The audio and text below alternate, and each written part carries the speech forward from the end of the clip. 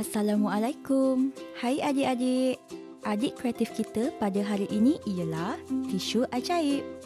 Bahan-bahan yang diperlukan ialah tisu, pen warna, pen hitam dan bekas berisi air. Langkah pertama, buka lapisan tisu kepada dua bahagian.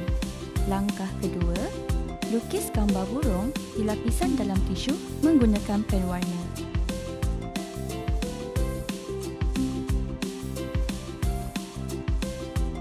Langkah ketiga, warnakan gambar burung tersebut.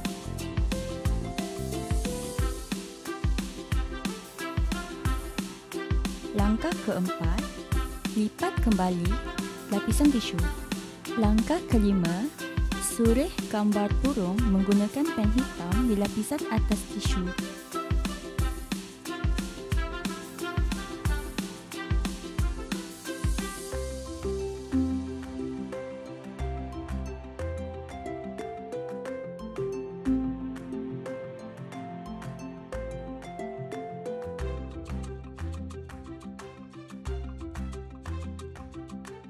Dan langkah terakhir, masukkan tisu ke dalam air. Selamat mencuba!